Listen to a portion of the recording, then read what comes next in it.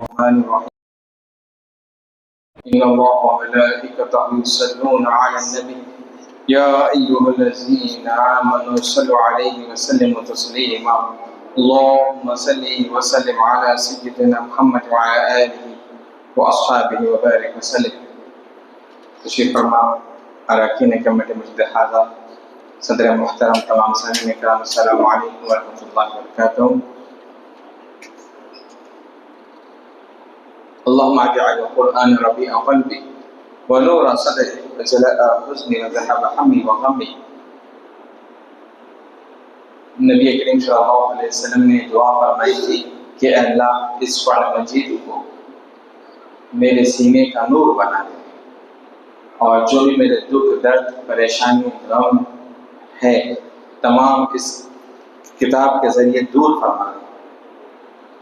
تو آپ نے دعا فرمائی تھی اللہم اجعل القرآن ربیع قلبی، میرے دل کی بہار بنا دے، ونور صدری، اور میرے سینے کا نور بنا دے، وجلاء حزنی، اور میرے حزن کو غم کو دور فرما دے، وذهاب ہمی وغمی، تمام پریشانیوں کو دکھ درد کو اس کتاب کے ذریعے دور فرما دے. آمین یا رب العالمین. اللہم ارزقنا کلمۃ الحق والقدر. وبعد، عزیزان محترم، پچھلے اتوار کو ہم نے سورہ انعام کا آغاز کیا. اب تک ہم مدنی سورہ سن رہے تھے، اب آئے مکی صورتوں کا ہم آغاز پچھلے اتوار کو کیا تھا سورہ انعام، جو کہ فوراً سورہ مائدہ کے بعد تھا. اب سورہ انعام کا پہلا رکوع بھی تکمیل ہو گیا، اور میں نے تمہید بھی آپ کو باندھ دی اور سمجھایا کہ مکی صورتوں کا کانسیپٹ کیا ہوتا ہے. اس میں توحید پر توجہ دی جاتی ہے، اللہ سے تعلق، گہرا رشتہ اللہ سے جوڑا جاتا ہے ان تمام صورتوں میں، اور قیامت کے نشانہ بیان کی جاتی ہے. عقیدہ توحید، کیونکہ مشرکین ہیں اور مشرکین کے عقیدے کو جو ہے انہیں آہستہ آہستہ توحید کی طرف بلایا جا رہا ہے. اعوذ باللہ من الشیطان الرجیم، بسم اللہ الرحمن الرحیم. قل سیروا فی الارض ثم انظروا کیف کان عاقبۃ المکذبین. تم فرماؤ، سیر کرو، ٹریول کرو زمین پر، اور دیکھو کہ جھوٹوں کا، مکذبین کا، منکرین کا، جھٹلانے والوں کا انجام کیا رہا. اب اس آیت میں قرآن میں کل 4 مقامات پر سیرو کا لفظ آیا ہے. سیرو فی الارض، زمین پہ سیر کرو. اب 2-3 معنی اس کے میں بتاتا ہوں. زمین پہ سیر کرنا بالکل اچھی بات ہے. سیر و تفریح بھی اس سے مفسر جو ہے نا عکس کرتے ہیں کہ ٹریولنگ کرنا فیملی کے ساتھ شریعت کی حدود میں رہ کر، اور فیملی کے ساتھ ٹریولنگ کرنا، گارڈننگ کرنا، فارم ہاؤس پر جانا، ٹھیک ہے، اس سے شریعت میں منع نہیں کیا گیا ہے. ممانعت اس وقت آ جائیں گے جب بے پردگی ہوگی، سو جینٹس لیڈیز سب مل کے ناچ رہے ہیں، گانے گا رہے ہیں، کر رہے ہیں، تو پھر اس وقت ممانعت آ جائے گی. اسلام میں حرام، یہ جائز نہیں ہے. اللہ نے کیمپنگ کرنا، آؤٹنگ کرنا جائز ہے اسلام میں. سیروا فی الارض، اللہ نے خود فرمایا کہ زمین پر جو ہے نا ٹریول کرو، دیکھو اللہ کی نشانیاں، قدرت کے عجائب دیکھو، ندیوں کو دیکھو، پہاڑوں کو دیکھو، جھرنوں کو دیکھو، پھولوں کو دیکھو، پتوں کو دیکھو، پرندوں کو دیکھو، ان کا چہچہانا دیکھو، خدا کے قدرتوں کو دیکھو، عجائب کو دیکھو. پھر فرمایا دوسری وجہ ٹریول کرنے کی اللہ نے یہ بھی بیان فرمائی ہے کہ تم ثم انظروا کیف کان عاقبۃ المکذبین، جھٹلانے والوں کا انجام کیسا رہا، جا کے ذرا ان کے کھنڈرات کو بھی دیکھو. جن قوموں نے اللہ کو جھٹلایا، اس کا انکار کیا، اللہ نے ان بستیوں کو اجاڑ کر رکھ دیا، ویران کر کے رکھ دیا. قوم ثمود دیکھو، قوم صالح دیکھو، مدائن صالح دیکھو. آج بھی سعودی عرب میں جا کے دیکھو، مصر کھنڈرات پڑے ہوئے. آج فرعون کی قوم جہاں رہا کرتی تھی، کھنڈرات آج بھی ہے، پیرامائڈس آج بھی ہے، ان کے ٹیمپلز آج بھی موجود ہیں وہاں پر. تو دیکھو اللہ نے خود فرمایا، اس سے جو ہے نا آپ کو عبرت ملے گی. یہ کئی سارے قومیں یہاں پر ہوا کرتی تھی جن کا رعب دبدبا تھا، آج وہ موجود ہے نہیں. مدائن صالح علیہ السلام کی جہاں پر قوم رہا کرتی تھی، وہاں پر آج کھنڈرات ہے. کس طرح سے انہوں نے اپنے ہاتھوں سے پتھروں کو تراش کر کے گھر بنائے تھے. اور یہ امید میں لگے تھے کہ یہ گھر ہمیں ہمیشہ سلامت رکھیں گے، اور اللہ نے ایسی سنگھاڑ اور آواز کو بھیجا، کبھی آندھی کو بھیجا کہ انہیں سب کو نیست و نابود کر کے رکھ دیا، سب ختم ہو گئے تھے ظالم محترم۔ تو اللہ کہہ رہا ہے کہ دیکھو زمین پہ جو ہے نا سیر کرو۔ اب مفسرین یہ بھی کہتے ہیں، تیسرا قول اس میں یہ ہے کہ جب جن کا برا انجام ہوا ان مقامات کو جاؤ، ان سے عبرت لو، اور اللہ کا عذاب کی یاد دہی تمہیں ہو جائے گی، ساتھ ہی ساتھ جہاں جن مقامات پر اللہ کے انوار و تجلیات کا نزول ہوتا ہے وہاں پر بھی جایا کرو، کیونکہ تمہیں وہاں وہ جو اللہ والے تمہیں اللہ سے ملاتے ہیں، وہ اللہ کے قرب کا تم کو ذریعہ بنتا ہے، وہ اولیاء اللہ ہے، ان کے مزارات ہے، ان کے مقدس مقامات ہے، تو وہاں پر بھی جایا کرو، وہ تمہیں جو ہے نا سیدھی راہ کی طرف دعوت دیتے ہیں۔ قل لمن ما فی السماوات والارض، تم فرماؤ کس کے لیے زمین و آسمان میں جو کچھ ہے؟ قل اللہ، تم ہی فرما دو وہ سب کچھ اللہ کے لیے، جو کچھ زمین و آسمان میں سب اللہ کے لیے۔ کتب علی نفسہ الرحمہ، اس نے اپنی ذات پر یہ لکھا ہے، ذمہ کرم پہ یہ لکھا ہے رحمت کو، لیجمعنکم الی یوم القیامہ لا ریب فیہ، وہ تم سب کو جمع کرے گا، کھڑا کرے گا اس دن جس دن کسی کو کوئی شک نہیں، لا ریب فیہ، جس میں کوئی شک نہیں۔ الذین خسروا انفسهم، وہ لوگ جو انہوں نے اپنی جانوں پر ظلم کیا، گناہ کیے، فہم لا یؤمنون، وہ ایمان والے نہیں ہیں۔ یہاں پر مشرکین مراد ہے، کافر مراد ہے، جنہوں نے منکر کیا، یہ کیا باتیں کر رہے ہو کہ قیامت کے دن اٹھایا جائے گا، ہم مر جائیں گے، کیا وہ دوبارہ اٹھائے جائیں گے؟ تو ان کے لیے کہا جایا کہ لا ریب فیہ، اس دن کوئی شک نہیں کہ تم کو ہم ضرور جمع کریں گے۔ وَلَهُ مَا سَكَنَ فِي اللَّيْلِ وَالنَّهَارِ، اور اسی کے لیے جو کچھ دن و رات ہے، وَهُوَ السَّمِيعُ الْعَلِيمُ، اور وہ خوب سننے والا اور علم رکھنے والا ہے۔ قل، تم فرماؤ، اغیر اللہ یتخذ ولیا، کیا تم نے اللہ کے علاوہ کسی اور کو اپنا دوست بنا لیا ہے؟ فاطر السماوات والارض، وہ اللہ جس نے زمین و آسمان کو بنایا، وہ فاطر ہے۔ وَهُوَ يُطْعِمُ وَلَا يُطْعَمُ، اور وہ رزق دینے والا ہے اور وہ رزق کا محتاج نہیں ہے۔ یعنی کسی کو باطل کو اپنا معبود بنا لینا، کیسا تم نے بنا لیا ہے؟ جبکہ اللہ ہی جو زمین و آسمان کو پیدا کرنے والا ہے، وہی بنانے والا ہے، اور وہ رزاق ہے۔ اللہ کیا ہے؟ رزاق ہے۔ اس کو کون ہے جو اللہ کو رزق؟ اللہ خود رزاق ہے، ساری کائنات کا رب ہے، وہ رزاق ہے۔ قل انی امرت ان اکون اول من اسلم، تم فرماؤ مجھے یہی حکم دیا گیا ہے کہ میں سب سے پہلے اللہ کے ہاں اپنا سر جھکاؤں، ولا تکونن من المشرکین، اور ہرگز میں جو ہے نا شرک کرنے والا میں سے نہ ہو جاؤں۔ اے لوگوں تم ہرگز جو ہے نا شرک کرنے والا میں سے نہ بن جانا۔ قل، تم فرماؤ، انی اخاف ان عصیت، میں ڈرتا ہوں، بے شک میں ڈرتا ہوں کہ کہیں مجھ سے جو ہے نا غلطی نہ ہو جائے۔ رب عذاب یوم عظیم، میرے رب کا جو نا اس بڑے دن کا عذاب بڑا سخت ہے۔ من یصرف عنہ یومئذ فقد رحمہ، کون ہے اس عذاب کو، اس دن تمہارے عذاب کو ٹال دے مگر اپنی رحمت کے۔ رب تبارک تعالیٰ یہاں فرما رہا ہے من یصرف عنہ، کون ہے جو اس عذاب کو ٹال دے، دور کر دے، اس دن یومئذ فقد رحمہ، مگر اللہ جس پہ اپنے رحم فرما دے۔ اللہ کا عذاب اسی سے ٹل سکتا ہے جس پہ اللہ رحم فرما دے، اور جنت میں وہی جا سکتا ہے جس پہ اپنا اللہ فضل فرما دے۔ اعمال یہ سبب بنتے ہیں، پر اصل سبب جو ہے وہ اللہ ہے، اللہ کی ذات، اس کی رحمت اور اس کا فضل ہے، اسی سے ہر کوئی جنت میں جاتا ہے۔ وَذَلِكَ فَوْزُ الْمُبِينُ، اور یہ اللہ کا، اور یہ بہت بڑی کامیابی ہے، اللہ کا فضل اور اس کی رحمت کو حاصل کر لینا۔ اللہ فرما رہا ہے یہ فوز عظیم، بہت بڑی کامیابی ہے۔ وَإِن يَمْسَسْكَ اللَّهُ بِضُرٍّ فَلَا كَاشِفَ لَهُ إِلَّا هُوَ، جب تمہیں کوئی مصیبت، رنج و غم پہنچتا ہے، کون ہے اللہ کے سوا جو دور کرے؟ کون ہے؟ تمہیں کانٹا بھی چبھتا ہے تو اس تکلیف کو دور کرنے والا اللہ کے سوا کون ہے؟ یہ عقیدہ توحید کو پختہ کیا جا رہا ہے۔ تمام مکی صورتوں میں آپ دیکھیں اپنا تعلق، اپنا رشتہ، اپنا ناطہ اللہ سے پختہ رکھے، پختہ سے پختہ رکھے۔ کوئی نہیں ہے کتنا پختہ رکھنا چاہیے. حدیث قدسی میں آیا ہے، نبی کریم صلی اللہ علیہ وسلم نے فرمایا کہ وَلَوْ اجْتَمَعَ الْجِنُّ وَالْإِنسُ أَن يَنفَعُكَ بِشَيْءٍ لَا يَنفَعُكَ بِشَيْءٍ إِلَّا قَدْ كَتَبَ اللَّهُ لَكَ أَوْ كَمَا قَالَ.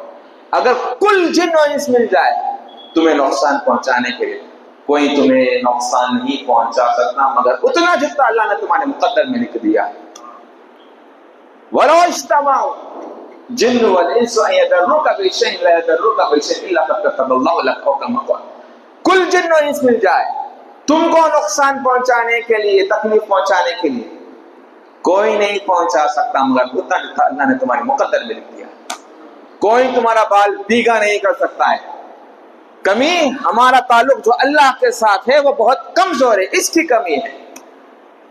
کوئی اس کی مشیت کے بغیر نہیں ہوتی ہے. انسان ہی ہے جو گلہ شکوے کرتا ہے، بے صبرا ہے، ناشکرا ہے، وہ اس کے ذکر سے غافل ہے. جیسا اس کے ساتھ، اس کے رب کے ساتھ جو تعلق ہونا ہے وہ قائم نہیں رکھتا ہے. قصور تو اس کا ہے جس نے اپنے رشتے کو اللہ کے ساتھ جتنا مضبوط ہونا چاہیے تھا.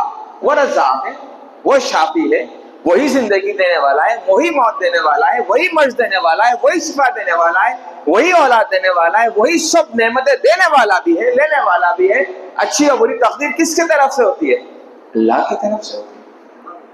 تو یہ عقیدہ توحید ہے. انسان کو چاہیے کہ اپنا رشتہ اور ناطہ اللہ سے بے انتہا مضبوط رکھے، تبھی تو تم کامل مومن بن سکتے ہو. ورنہ ایمان تمہارے ایمان میں کہیں نہ کہیں کھوٹا ہے، خرابی ہے.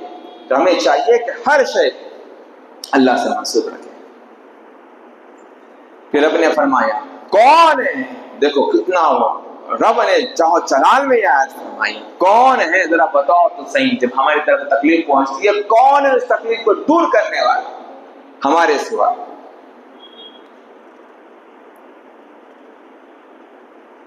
وَإِن يَمْسَسْكَ بِخَيْرٍ فَهُوَ عَلَى كُلِّ شَيْءٍ قَدِيرٌ. اور جب کبھی تمہیں کوئی بھلائی پہنچتی ہے تو بے شک وہ ہر چیز پر قادر ہے. وَهُوَ عَلَى كُلِّ شَيْءٍ قَدِيرٌ، ہر چیز پر قادر ہے. وَهُوَ الْقَاهِرُ فَوْقَ الْعِبَادِ، وہ تمام بندوں پر غالب ہے. وَهُوَ الْحَكِيمُ الْخَبِيرُ، اور وہ حکمت والا اور خبر رکھنے والا ہے. قُلْ أَيُّ شَيْءٍ أَكْبَرُ شَهَادَةً، تم فرماؤ کون سی گواہی سب سے اچھی ہے، کون سی گواہی سب سے افضل ہے؟ قُلِ اللَّهُ، اللہ کی گواہی سب سے افضل ہے. سب سے اچھی گواہی کس کی گواہی ہے؟ اللہ کی ہے. تادم حیات اسی کلمہ توحید پر زندہ رہنا اور تادم حیات اسی پہ رہنا اور اسی میں ماننا کہ اللہ کے سوا کوئی معبود نہیں ہے. شہید بینی و بینکم، وہ گواہ ہے میرے اور تمہارے درمیان. وَأُوحِيَ إِلَيَّ هَذَا الْقُرْآنُ لِأُنذِرَكُم بِهِ وَمَن بَلَغَ، اور مجھے وحی کی گئی ہے میری طرف کہ یہ کتاب کے ذریعے کہ میں تمہیں ڈراؤں اور جہاں تک یہ کتاب کا پیغام پہنچتا ہے سب کو ڈراؤں اللہ کے عذاب سے. إِنَّكُمْ لَتَشْهَدُونَ أَنَّ مَعَ اللَّهِ إِلَٰهَةً أُخْرَىٰ، کیا تم یہ گواہی دیتے ہو کہ اللہ کے سوا کوئی اور معبود ہے؟ کیا تم یہ کہتے ہو؟ قُلْ لَا أَشْهَدُ، تم فرماؤ میں گواہی دیتا ہوں کہ کوئی نہیں اللہ کے سوا معبود. قُلْ إِنَّمَا هُوَ إِلَٰهٌ وَاحِدٌ، تم فرما دو وہ ایک اللہ ہے، الہ واحد. وَإِنَّنِي بَرِيءٌ مِّمَّا تُشْرِكُونَ، میں براءت کا اعلان کرتا ہوں ان تمام معبودان باطل کی جن کی تم پرستش کرتے، جن کو تم نے اپنے ہاتھوں سے تراشا اور انہیں پکارا. میں ان تمام سے اپنے آپ کو بری ذمہ کرتا ہوں، میرا ان سے کوئی تعلق نہیں ہے.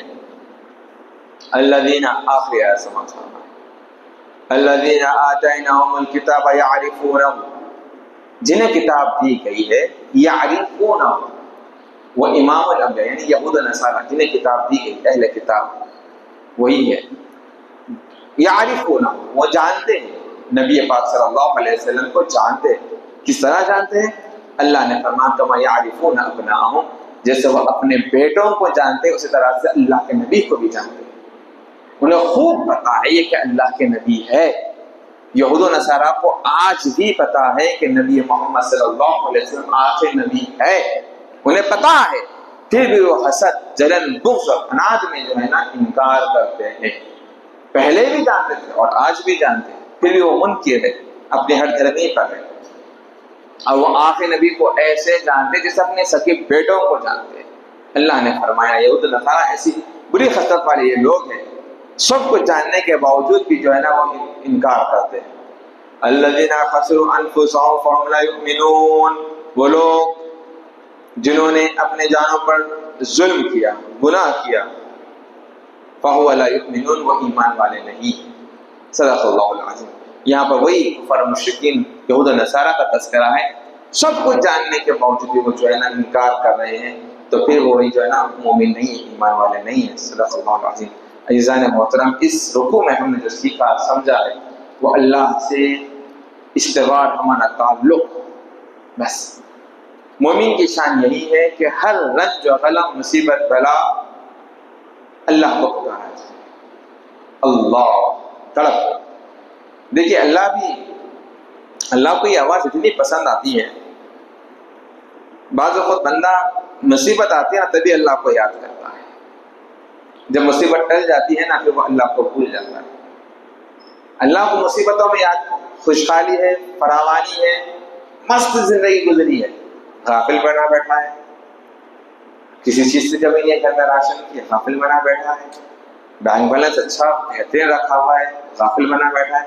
جیسا بینک بیلنس ختم پہ ہے کٹکٹی لگ گئی. اللہ تو رزاق ہے. جب تک صحت مند تھا اللہ کو بھلا بیٹھا، جب بیڈ ریسٹ پہ آیا دل سے نکلا کیا؟ اللہ. خود بخار ہے، تکلیف ہے، گولی کھانے سے پہلے پڑھتا یا شافی انت شافی، یا شافی انت شافی. تو جب تک صحت مند تھا اللہ کو بھلا بیٹھا تھا، بیمار پڑا بیڈ ریسٹ پڑا تو اللہ یاد آیا. تو اللہ کو بھی یہ پکار اتنی پسند آتی ہے وہ اور تمہارے بخار میں اضافہ کرتا ہے کہ تم جو پکارو نا اس لمحے میں بڑے دل سے پکارے. نبی کریم صلی اللہ علیہ وسلم نے فرمایا کہ جب بندہ یہ چاہتا ہے کہ اللہ اس کی خوشحالی میں، یعنی اس کی تنگی میں اس کی آواز سنے، تو اس بندے کو چاہیے کہ اپنی خوشحالی میں بھی اللہ کو یاد کرے. جب اللہ نے تم کو سب کچھ دیا ہے تو ان لمحات میں بھی اللہ کو یاد رکھے. ایسا نہیں کہ گھروں میں دعوتیں بھی ہوتی ہے تم اللہ کو بھولے بیٹھے ہوتے، اللہ کو یاد نہیں کرتے، نماز نہیں پڑھتے. مہمان آ گئے تو کیا ہوا؟ اس کا مطلب یہ تھوڑی ہے کہ تمہارے لیے نماز معاف ہے، مہمان کے لیے تم اپنی نماز قضا کر دو، یہ کون سی بات ہو گئی ہے؟ وہ نہیں پڑھتا ہے تو وہ جانے، اس کا معاملہ ہے. پر اللہ نے تم کو جو ہے نا مکلف بنایا 5 نمازوں کا، تم کیوں چھوڑ لو؟ گھر میں مہمان ہے وہ اپنی جگہ پر، اگر وہ نہیں پڑھتے ہیں آپ یاد دہانی کرتے، وہ چھوٹے بچے تو نہیں ہیں، وہ بالغ ہے، شعور ہے ان کے پاس، ان کو اچھے برے کی تمیز ہے، سمجھائیں. نہیں سمجھتے تو ان کا معاملہ اللہ کا معاملہ ہے. پر آپ اپنے نمازوں کی حفاظت کریں، اس کے ساتھ کہیں کمپرومائز نہ کریں، اللہ کو یاد کرتے رہیں تکالیف میں، ہر خوشی غم میں، ہر وقت ہر لمحہ اللہ کو یاد کریں. تو بندے مومن کو چاہیے کہ اپنا تعلق اللہ سے جتنا ہو سکے پختہ